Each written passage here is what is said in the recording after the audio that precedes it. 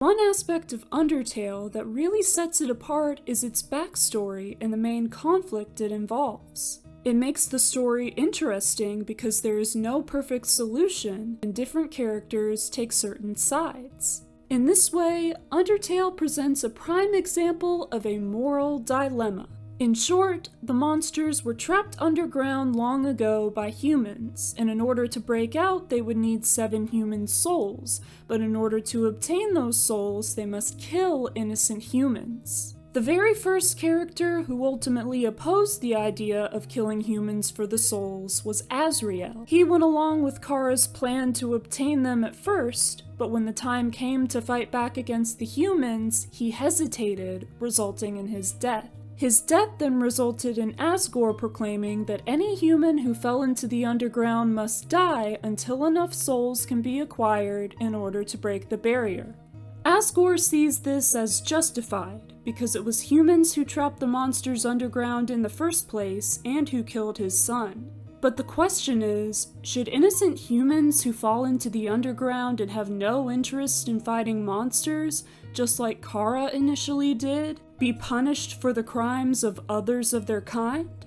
The specific humans who sealed the monsters underground are likely long dead, and Asgore couldn't know which humans killed his son unless he took the time to ask them.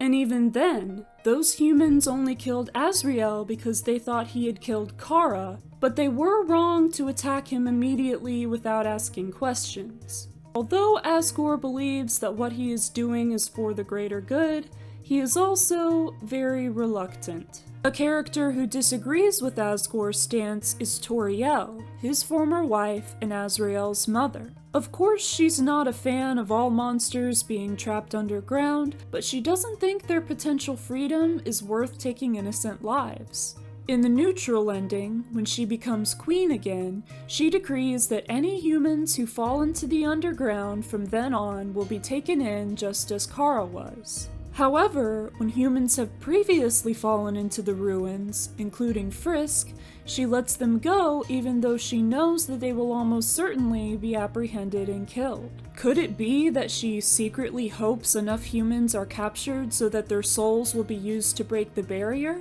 Or does she genuinely believe that they could go through Asgore and return home to the surface safely?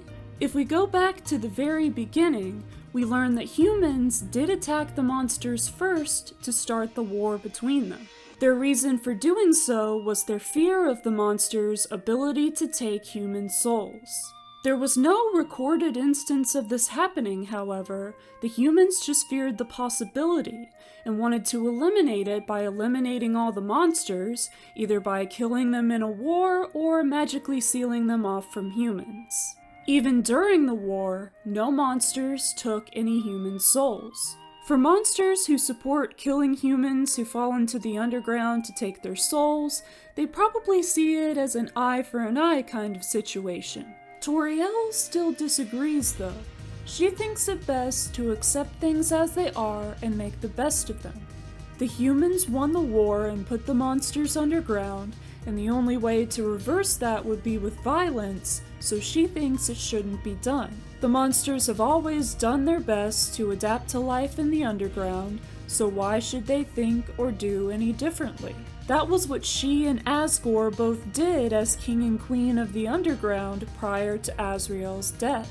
It was only Azrael's death at the hands of humans that motivated Asgore to turn to violence against humans and made Toriel leave him because of his ideals. It's not just personal for him though. As king, he wants to do what's best for his people, and sometimes that requires making difficult decisions. In my opinion, this is what makes Undertale's story so engaging, and what keeps me thinking about it. I think one reason that this game resonated with so many people is that situations like this often crop up in real life, especially when it comes to the subjects of politics and war.